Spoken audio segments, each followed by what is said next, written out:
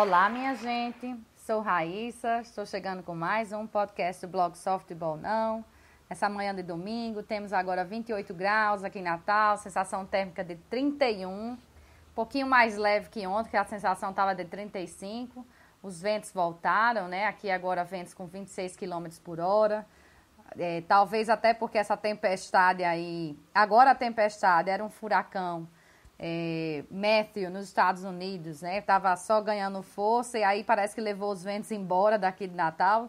Não sei se os meteorologistas vão dizer que eu estou dizendo uma grande besteira, mas hoje o furacão virou um ciclone pós-tropical, tá levando ainda chuva e vento, mas bem menos aos Estados Unidos.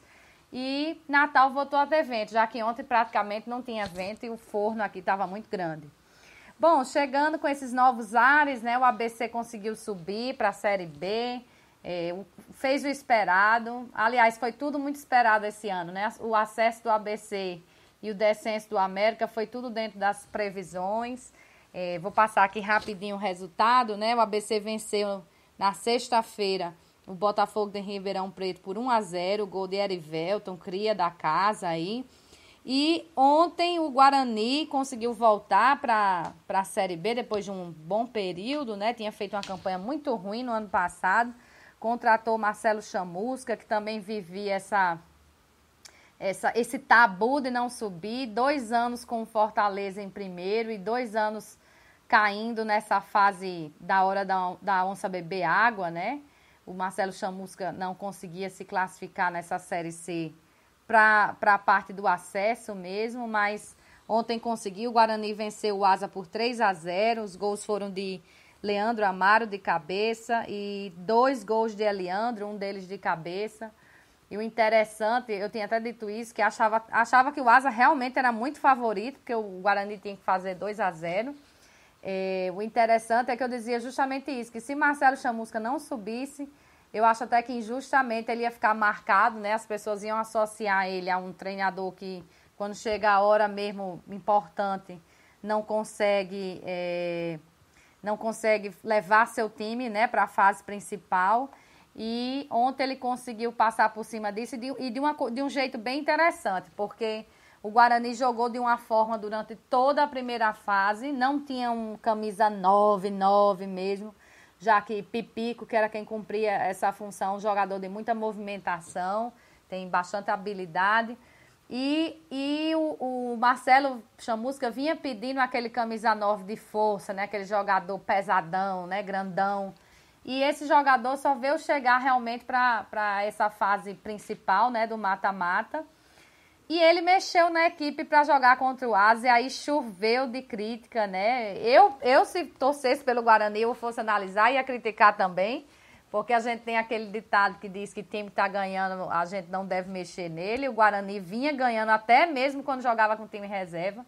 E aí ele mexeu nesse esquema para colocar esse tão sonhado por ele 9 pesadão, né, lá na frente, e o Guarani terminou perdendo, saiu na frente lá contra o Asa, fez 1-0, mas terminou tomando uma virada para 3-1, e o que se imaginava que seria muito difícil o Guarani fazer esses 2-0 no Asa e não tomar nenhum gol. Mas como já dizem, né, que o futebol é um brinquedo do cão, né, uma caixinha de surpresa de todo tipo de clichê que você possa imaginar. Ontem, Marcelo insistiu na escalação de Eliandro e Eliandro provocou 2 vezes falha do goleiro lá, Thiago Braga. A primeira falha de Thiago, realmente uma falha dele, provocada por Eliandro, mas falha dele. A segunda foi uma falha, vamos dizer, dividida ali com a defesa. E Eliandro conseguiu, tem que se dar esse destaque, porque foi uma insistência do treinador. Eliandro conseguiu marcar os 2 gols. Eliandro provocou as duas falhas da defesa do Asa. Ele acreditou nos lances e lá naquele jeito pesadão dele, marcou os 2 gols que garantiram a classificação do Guarani. Deram um pouco mais de tranquilidade, porque o 2-0, se o Asa fizesse um gol, era o Asa que se classificava.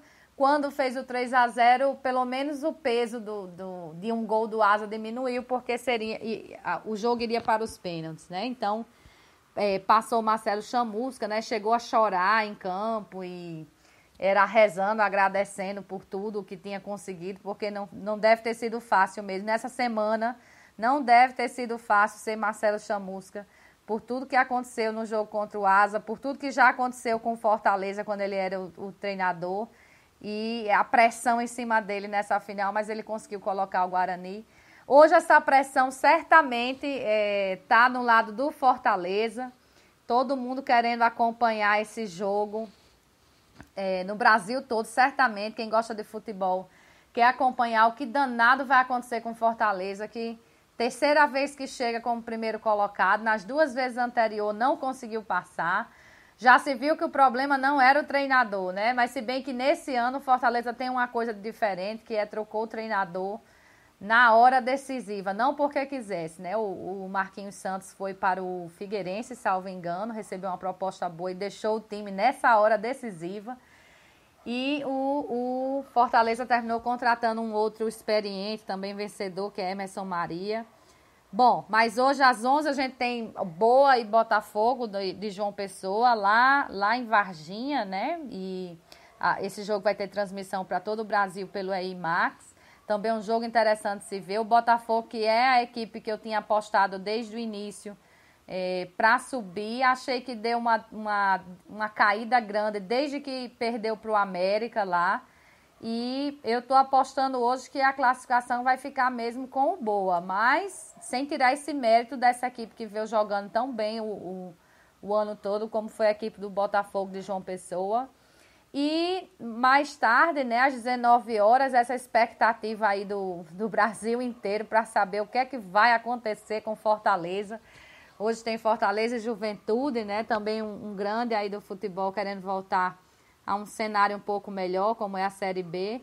E esse jogo vai ter transmissão também para todo o Brasil, pelo EI Max. Dizem até que já tinham sido vendidos 40 mil ingressos antecipados para essa partida, então vai ser um espetáculo bem bonito de se ver hoje às 19 horas. Vamos descobrir o que é que vai acontecer com Fortaleza, então. E o ABC de parabéns, né, que conseguiu subir. A gente tem que sempre exaltar as coisas boas, né?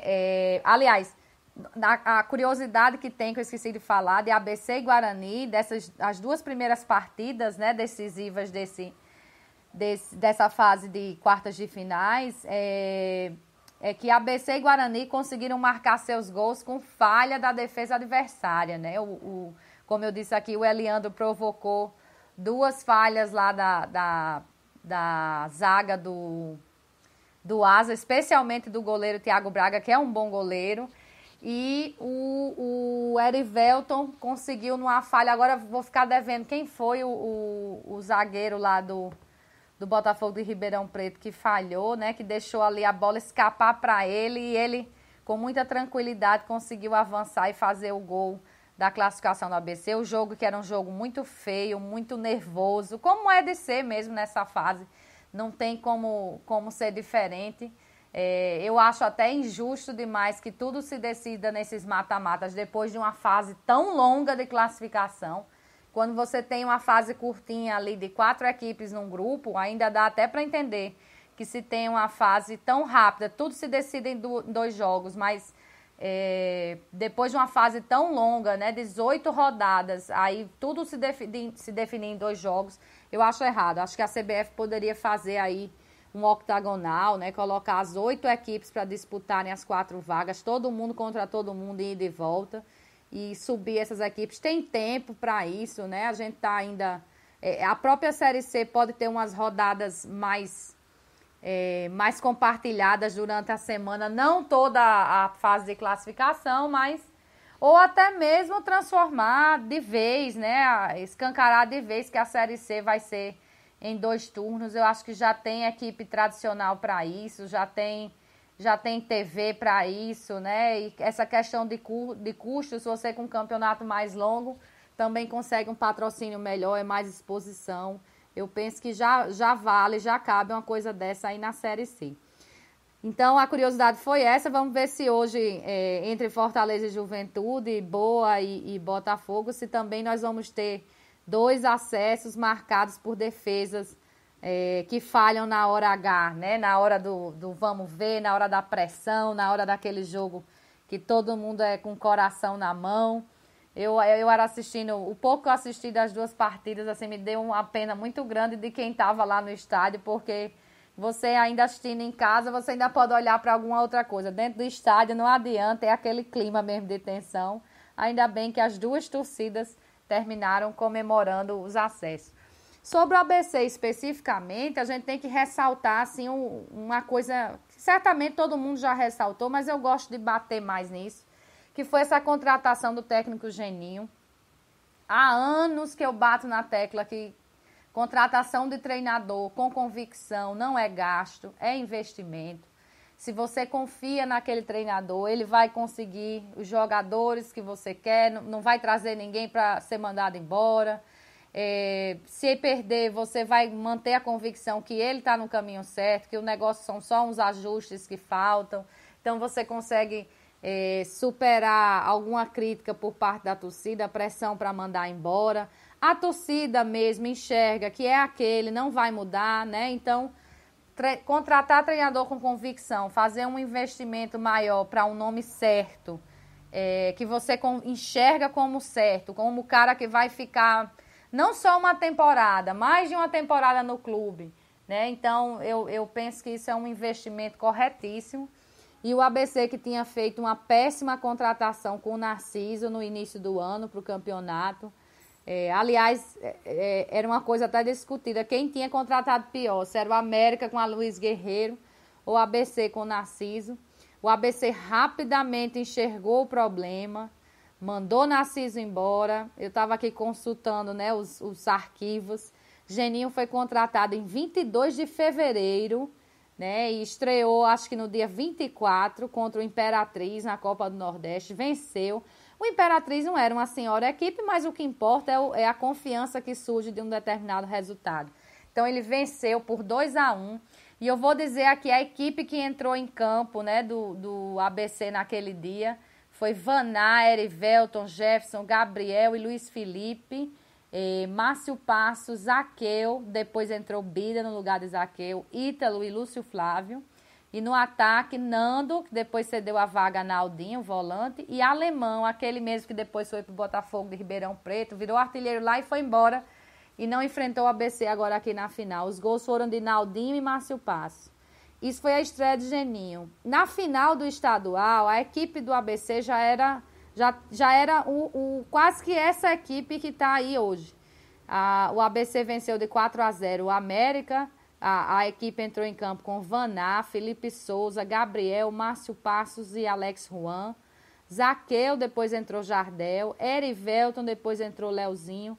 Echeveria e Lúcio Flávio. E na frente, Jones, Carioca e Nando. Os gols foram de Echeveria, Jones, Carioca e Nando marcou 2 vezes.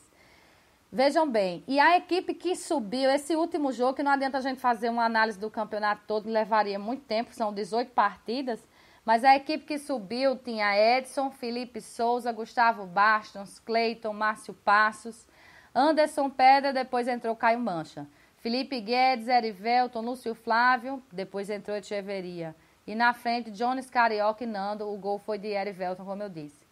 Só para marcar, então, dessa equipe que subiu com a ABC, quem jogou estadual? Aliás, quem não jogou é mais fácil dizer.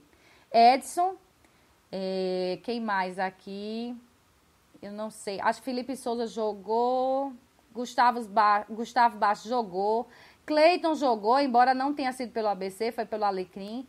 Márcio Passos jogou, pronto. Anderson Pedra não jogou, ele e Edson, né, não jogaram estadual. Caio Mancha, salvo engano, também não jogou estadual. Felipe Guedes chegou no estadual, né, chegou em abril, mas só estreou na série C. Então, esse fica no meio termo. Não dá nem para dizer que jogou, nem que não jogou, porque ele estava aqui antes. Erivelton jogou, Lúcio Flávio jogou, Echeveria jogou, Jones Carioca jogou e Nando jogou. Então, vamos repensar aquela história de que estadual não serve de parâmetro para campeonato nacional. Né? Alguém surgiu com essa história aí. Tá certo que você não vai imaginar que uma equipe que mesmo que tenha batido todo mundo de goleada, está pronta para o campeonato nacional. Mas daí achar que você tem que refazer tudo, porque aquela equipe é só para o estadual e vamos para o nacional, que vão vir mais 11 titulares, não é bem assim, né? Então, essa equipe do ABC que subiu ontem, que todo mundo já marcava como favorita mesmo ontem não, desculpem, sexta-feira, que todo mundo marcava mesmo como favorita para subir há muito tempo. Essa é uma equipe que basicamente jogou o estadual daqui, né? Cleiton, por exemplo, que é outro tabu que se cria aqui, que jogador de estadual de outras equipes não servem para ABC e América. Cleiton foi titulado ali, inclusive marcou gol contra o ABC numa das partidas, um golaço, diga-se de passagem, num jogo aqui na Arena de manhã. E jogou a partida final, importantíssima, né, valendo a Série B. Cleiton estava lá como titular do ABC, levando o time para a Série B. Então, vamos começar a repensar essas coisas, né? Porque você criar uma base, você montar uma base é mais barato, né? Cria uma identidade do jogador com o clube, da torcida com o jogador. Então, cria uma identidade para a equipe começa a ter um jeito de jogar, apesar de sair um, entrar outro, a equipe já tem uma certa ideia, tem aquele entrosamento, então fica muito mais fácil você mexer numa equipe já entrosada do que você tentar achar uma equipe num amontoado em campo. Então fica essa experiência aí do ABC como exemplo. Geninho, um excelente treinador, um experiente treinador. Pode até não ter dado certo nos últimos anos aí em algumas equipes, salvo engano, acho que não deu certo no Ceará. Mas isso acontece. Às vezes o treinador chega com o nome certo e não dá certo na equipe. No ABC deu certo, foi uma aposta correta. Dizem que o salário dele era bastante alto para a realidade da Série C, do estadual.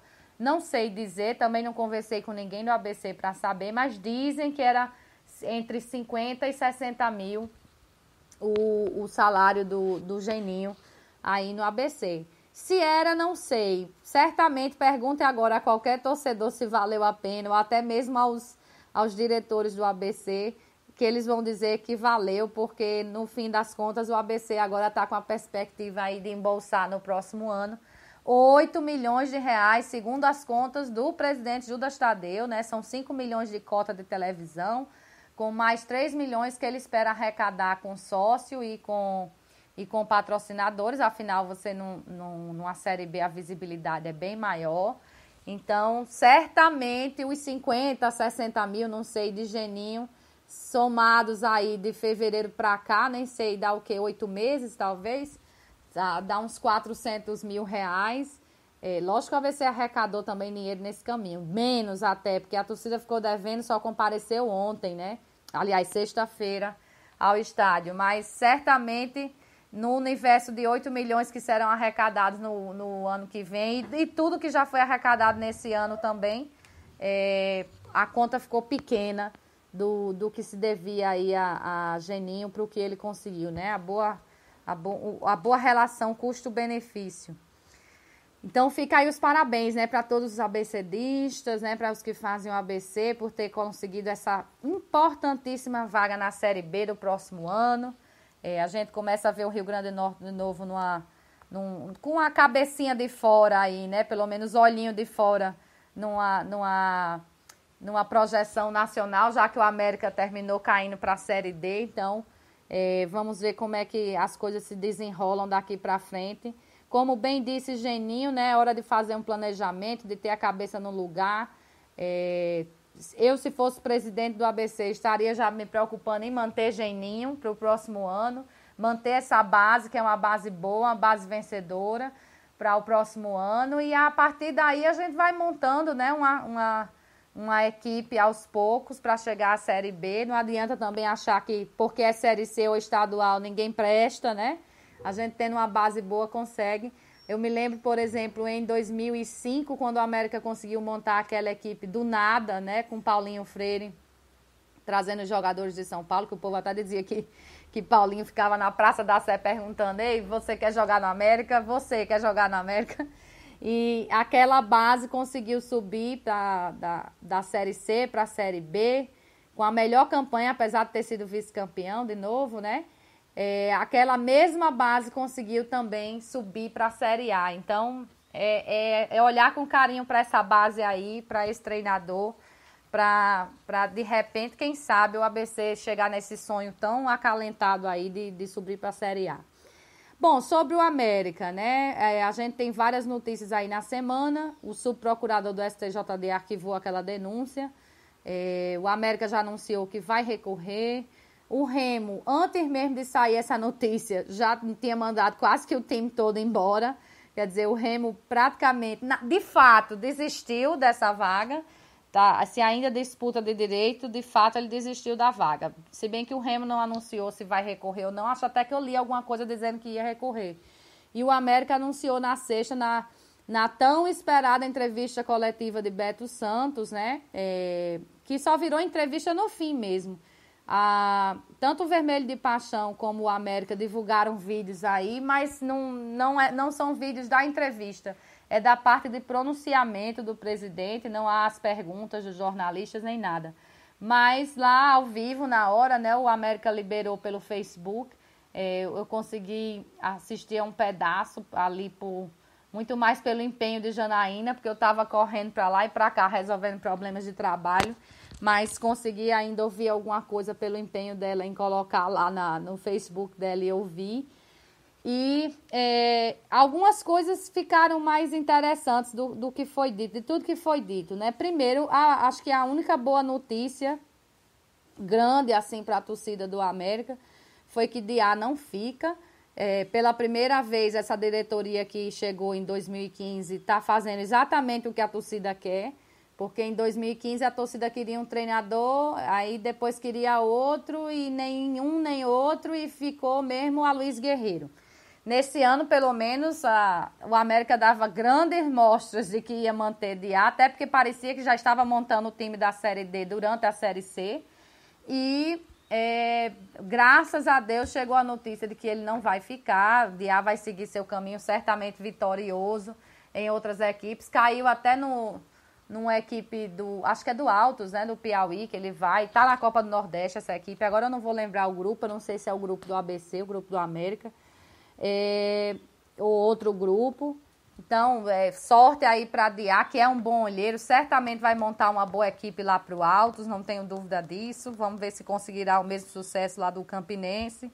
Mas no América não deu certo, não dá certo, não adianta insistir, né? É coisa de destino mesmo. Tem gente que dá certo num canto, não dá no outro. Diá, apesar de se declarar torcedor do América, já ficou muito claro que não dá certo no América. A pressão aqui é de outra forma, é de outro jeito. As coisas se desenvolvem de outro jeito aqui. Não é todo treinador que dá certo por aqui.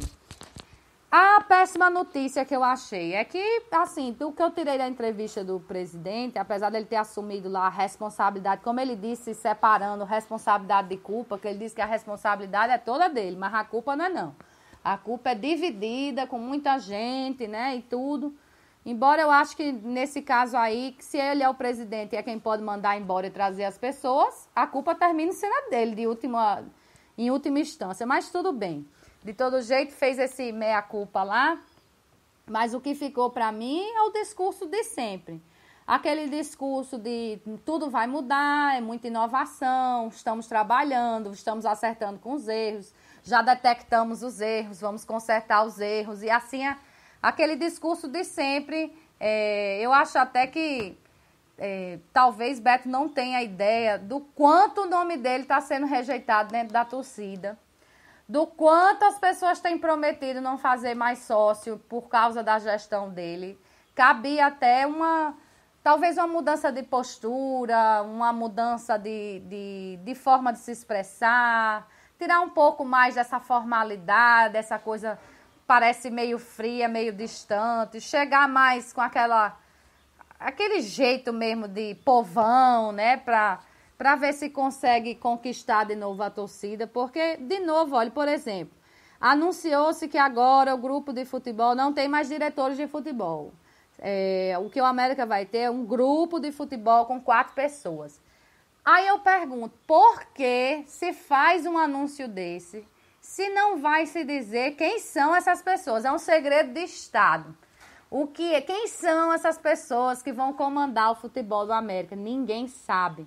Eu acho que até José Jorge fez uma pergunta durante a entrevista, porque eu acho que foi Marcos Lira que perguntou quem eram esses 4, ele disse que não ia dizer quem eram os 4, é um segredo de Estado aí dentro do América, quem são as 4 pessoas que vão lidar com o futebol do clube. Ninguém pode saber, torcedor não pode ficar sabendo quem são essas 4 pessoas, não sei. Por que motivo? Só o presidente pode dizer por que desse silêncio. Mas eu acho que foi José Jorge que perguntou pelo menos se os atuais iam continuar. E ele até demorou a responder, tentou fugir porque Jesus não foi muito direto de quem eram os atuais, no caso, os atuais diretores de futebol. Mas, por fim, ele disse que Valmir Nunes e Yuri Bagadão iam continuar exercendo funções no América, mas não disse quais eram. Não disse se eram... em que função eles vão ficar, se eles estão dentro desse grupo de futebol ou não. Mas permanece um segredo. Quer dizer, o América... Na hora que a gente espera um mínimo de transparência do clube, lá vem o presidente com o mesmo discurso de coisas secretas, como sempre. E aí, o que mais? Anunciou que quem vai ser o executivo de futebol é Moura. Moura agora é quem vai tratar das contratações do América, é quem vai cuidar do CT. Ou seja, quando a coisa arrocha, vamos botar Moura lá na frente como o cara que vai levar as bordoadas. E eu nem duvido que Moura tenha bastante competência para essa função, até porque eu me lembro bem que em 2013, quem conseguiu aquela contratação, segundo Sérgio do Vermelho de Paixão, quem conseguiu aquela contratação de Regis, né, aquele meia, excelente meia, para o América, foi Moura, com seus contatos. Então, eu nem duvido que Moura tenha bastante competência para esse cargo. O meu medo é porque desse segredo, desse silêncio, dessas 4 pessoas que vão cuidar do futebol, que estarão diretamente ligadas ao presidente, que a última palavra é do presidente e etc. Eu não entendo porque se faz um anúncio desse, se não vai te dizer quem são as pessoas. Eu não consigo compreender. Mas o presidente deve ter seus motivos aí, talvez depois ele diga, né, na hora... Se um dia for anunciar, se um dia a gente tiver o direito de saber quem é que trabalha no futebol aí do América, na parte da direção, talvez ele explique por que fez esse silêncio todo, né? Outra coisa que ele anunciou, eu achei até de uma certa inteligência, porque como a torcida rejeita e muito a gestão Beto Santos, muita gente começou aí campanha de sócio zero, ninguém fazer sócio, ninguém renovar sócio. Então, o que ele fez? Ele atrelou. Como ele não vai atrelar, não vai lutar por isso, nem o presidente do Conselho Deliberativo vai lutar por isso, de colocar o sócio com direito a voto nas eleições presidenciais, que seria uma coisa que prenderia sócio dentro do clube, porque mesmo que você não goste de Beto Santos, você como sócio tem direito a votar numa chapa contra dele na próxima eleição. Se é que existe isso no América, né? Eleição, porque o que o América tem é aclamação. Mas nós teríamos essa situação. Então, vamos esquecer essa história de sócio votar. E aí, pelo menos de forma inteligente, ele conseguiu colocar aqui uma parte da renda aí do sócio, do programa de sócio do América, será direcionada para a Arena América. De novo, um segredo. Qual é a parte da renda? Não sabemos. Se ele resolver tirar 10 centavos de cada sócio para a Arena América, ele está cumprindo com o que ele prometeu, mas a gente há de convir que seria uma porcentagem ridícula, mas ninguém sabe. Certamente não será 50 por 50, né? Porque se fosse para ser a metade, ele teria dito, metade da renda dos sócios vai para a Arena América. Não, é uma porcentagem menor, não sabemos quanto, quem sabe um dia seja divulgado também, né? Já ouvi falar aí também pela internet, eu acho que foi até o América que botou numa das redes sociais, que vai ser um novo sócio, né? Vai ser o sócio Mecão do Coração. Agora não vai ter mais definição de lugar. Eu acho que aprenderam com a pancada que receberam na hora de levar aquele jogo para o Nazarenão. Certamente isso vai ser motivo de muita gente não fazer, porque, ora, se quando fizeram destinando local sul, local leste, prêmio, eles já mexeram num jogo para levar para Goiânia, você imagina sem estabelecer a diferença entre os sócios, o que é que não vai acontecer, né? Mas vamos saber depois também. Os anúncios foram anúncios cheios de segredo. Um dia, quem sabe, a gente revela essas coisas mais para frente. Foram anunciadas as renovações do goleiro Everton, um bom goleiro aí das bases, né? Que entrou naquele jogo com, acho que foi o Remo e esteve muito bem em campo. Os laterais Everton, o direito, né? Que teve uma queda de produção, mas estreou muito bem, fez algumas partidas boas. Depois foi para o banco porque Dias cismou que Danilo Baia jogava mais que ele. E o lateral esquerdo, Danilo, eu acho até que Danilo não é caso de renovação, porque, salvo engano, ele e Jucimar já vieram com contrato de novembro, até novembro de 2017. Mas, então, foi anunciado que ficaram, né, Everton, os laterais Everton e Danilo, os zagueiros Lucas Bahia, que eu considero um bom zagueiro, e Maracás, apesar das falhas. Maracás falhou muito mais quando voltou de suspensão. Talvez seja, já até comentei por aqui, aquele tipo de jogador como era Leandro Senna, que quando saía por uma suspensão, uma lesão e voltava, eram necessárias às vezes 2 partidas para realmente jogar bem. O volante, agora tido como volante mesmo, eu até acho uma boa, porque ele joga bem nessa posição, Richardson. O meia Jucimar, que se a gente apagar aqueles gols que ele fez contra o Botafogo de João Pessoa, não fez mais nada em campo, mas vai ser dirigido por um novo treinador, talvez o seu talento floresça aí pra gente ver. E anunciado como atacante Raul, né, que estava jogando como meia, mas de fato ele é atacante, e Luiz Eduardo.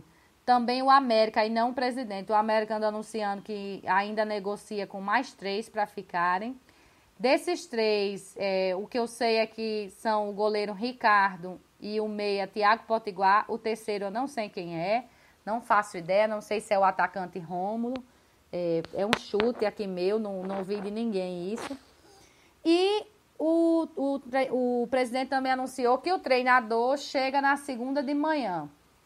E aí o Vermelho de Paixão já anunciou que, se não houver nenhum furo, né, se não passar uma informação errada para o Vermelho de Paixão, o técnico que o América contratou foi o Felipe Surian, que subiu agora com o Volta Redonda. Aliás, foi o campeão da Série D deste ano com Volta Redonda. Goleou lá o time do Oliveira Canidé, o CSA, 4-0 na partida decisiva. Foi 0-0 na primeira e 4-0 na segunda. Esses 4-0, 2 gols com a colaboração grande de Pantera, ex-América aqui. Felipe Surian é um cara super jovem, né? Tem 35 anos. Começou como auxiliar técnico lá no Tupi, ele que é ex-jogador do Tupi, encerrou a carreira cedo, porque acho que aos 27 anos, porque teve uma hérnia de disco, e ele chegou a jogar até com o Fred, né, aquele atacante que era do Fluminense, agora é do Atlético Mineiro, no América Mineiro, foi capitão daquela equipe de Fred, né, acho que era o Sub-20. Em 2011, quando estava como auxiliar no Tupi, ajudou o time a subir também. Naquela época, o treinador era Ricardo Drubski, quer dizer, ele aprendeu muito com o Ricardo Drubski. E naquela época, o Tupi foi campeão da 4ª divisão. Depois ele foi para... Ele tem poucos clubes assim na carreira, até porque a carreira dele realmente é curta. Como treinador mesmo, ele assumiu em 2013 o Tupi. Foram 13 jogos e ele conquistou 5 vitórias, né? O Tupi subiu, eu nem sei se subiu nesse ano, como foi. Bom, depois ele foi para Anápolis, Caldense, aí já não teve muito destaque. Depois voltou para o Tupi, foram 12 jogos, 4 vitórias em 2015. Foi para o Vila Nova, só fez 6 partidas, só ganhou 1. E aí voltou... Ele já tinha uma passagem, parece que, para o Volta Redonda e chegou ao Volta Redonda para o estadual, né? O início da temporada, ele assumiu o Volta Redonda. Ele na verdade, foi contratado, acho que em dezembro de 2015. E chegou para o início do ano no Volta Redonda. Conseguiu ser campeão da Taça Rio com o Volta Redonda. Bateu o Fluminense por 3-1, venceu o Flamengo por 1-0. São sempre feitos, né, importantes, você bater essas equipes de grande poder de arrecadação e de patrocínio, de mídia, tudo. Aí ele teve o contrato renovado, porque era só para o estadual, ficou para a Série D. Na Série D, ele levou o clube ao título, subiu ao título e, pasmem, né, de forma invicta. O Volta Redonda teve até Eu sei que parece que foram 10 vitórias, eu não tenho os dados completos, porque a gente pega um pedaço aqui, um outro ali, mas ele conquistou, até a partida que eu tinha acompanhado, que eu acho que era de antes dessas semifinais, ele tinha 10 vitórias e 6 empates, era uma coisa assim. Ou já foi o resultado total, não sei dizer. Sei que foi, isso eu posso dizer com tranquilidade, porque eu estava assistindo a partida, foi o time de campanha invicta, foi campeão de forma invicta, e isso é sempre uma coisa a ser ressaltada. É um treinador que, como eu disse, é novo, procura motivar seus atletas sempre a melhorarem, gosta de transição rápida, trabalha todo tipo de jogada, não tem problema em lidar com atletas problemáticos, né? O exemplo disso é o atacante Dija Baiano, que chegou a ser dispensado do clube por se envolver em balada, essas coisas aí no estadual, mas o próprio treinador pediu à diretoria que voltasse atrás quando ele pediu desculpa, e Dija Baiano foi o artilheiro aí do Volta Redonda na Série D, com 6 gols. Então, mostra que sabe lidar com grandes problemas, né? Com problemas de elenco, sabe lidar com problemas de orçamento, quando o time tem um menor orçamento em relação aos adversários. Já conquistou vários acessos aí na Série D para a C, que é onde o América vai disputar. Então, chega com um currículo bom, chega sem os vícios daqui, não trabalhou com ninguém daqui, não acredito que tenha alguém que tenha algo contra ele aí dentro do América, porque isso é sempre um problema. Quando tem alguém que tem algo contra, o povo começa a trabalhar contra mesmo, tem nem vergonha. Então, me parece um bom nome. Dou aqui os parabéns ao presidente, se foi dele a ideia. Se não foi dele, dou os parabéns também por ele ter acatado a ideia, porque me parece que ninguém vai dizer nada contra Felipe Surian com um currículo desse. Jovem, né, mostrando que tem um bom trabalho. Certamente, a pressão que representa o América é muito maior do que de Volta Redonda, Tupi, Caldense. Talvez aí nesse currículo dele, quem chega um pouco mais perto, se bem que esse Vila Nova dele é o Vila Nova de Minas, né? Não é o de Goiás. Se fosse o de Goiás, eu ia dizer que era o de Goiás, mas Volta Redonda, Caldense, Anápolis, Tupi não estão nem perto do que é a pressão de se treinar o América aqui em Natal, né? Mas, como ele disse, ele é um treinador que gosta de desafios. Eu vi até uma notícia dizendo que o Volta Redonda tentou mantê-lo, tentou cobrir a proposta, mas dizem que a proposta do América foi muito boa. Eu vi até o presidente falar na entrevista que quase que os problemas financeiros do América estão sanados, porque o América hoje está melhor do que estava em 2015, apesar de ter caído para a Série D. Então, isso é uma boa notícia. Eu sempre defendo isso, se é de cair, que caia, mas que não caia endividado. Embora tem que se dizer que tudo foi feito esse ano para que se caísse endividado, porque a quantidade de jogador que foi posta para fora e contratada, e treinador e tudo, não me parece uma decisão de quem escolheu cair, mas cair sem dívidas. Mas, de todo jeito, o presidente falou que está tudo aí melhor do que estava antes e que por isso que ele não vai deixar, porque ele acredita que aprenderam com os erros e agora vai melhorar. Então, de todo jeito, fica aqui o meu aplauso, né, para essa contratação de Felipe Surian, que se o América realmente chegou com esse dinheiro é porque teve convicção de que é ele o treinador. Então, nós não vamos enfrentar a situação aqui. É o que eu estou acreditando, né? Que de um treinador perder um clássico, perder 2 partidas e ser mandado embora. O presidente ainda falou que tá tirando o elenco, né, para ser montado, olhando para o grupo, sabendo o grupo forte que o América está dentro. O América está num grupo fortíssimo na Copa do Nordeste. E se quiser passar de fase, não dá para confiar no segundo lugar, né? Porque esse ano confiou e ficou de fora. Até porque nem acabou em segundo. Tem que buscar o primeiro. E para ir buscar o primeiro, tem que bater o Vitória, que está na primeira divisão. Então, montar a equipe pensando nisso, segundo ele está falando, então nós vamos ter uma América forte aí para o estadual, para a Copa do Nordeste, né? E não acredito que Felipe Surian seja um técnico de pouca convicção, porque se o Volta Redonda tentou contratá-lo, tentou cobrir a proposta do América, se é verdade que é ele o treinador do América, né? Não conseguiu. Eu vi também Marcos Lopes, que Luciano Mancha, que era o gerente de futebol lá do Campinense, também negociava com Felipe Surin lá para o Campinense, mas não conseguiu contratá-lo porque a proposta do América, e aí ele disse diretamente, Luciano Mancha, a proposta do América foi muito boa e ninguém conseguiu demover, então, o Felipe dessa vinda para cá. E isso é um bom sinal, porque se deu muito dinheiro, se convenceu um treinador nessa proposta aí, nesse projeto para subir, para ser campeão, para recuperar estadual e tudo, para fazer uma boa campanha na Copa do Nordeste, para resgatar a autoestima do torcedor, né? É sinal de que, pelo menos isso mudou, o discurso mudou. E nisso o discurso mudou. Não temos mais aquele discurso de com 2, 3 jogos, quem não servir vai embora, que fez tanto mal à América nessa temporada de 2016. Então, pelo menos isso fica de alento aí para a torcida. A parte ruim é como eu disse, é que de novo a gente tem um segredo de quem é que comanda o futebol, é um segredo de qual é a parte que vai para a Arena América, não se sabe direito quando, aliás, quem é o treinador, até isso não foi anunciado, porque ele anunciou o currículo do treinador e não anunciou o treinador, vai só anunciar na segunda.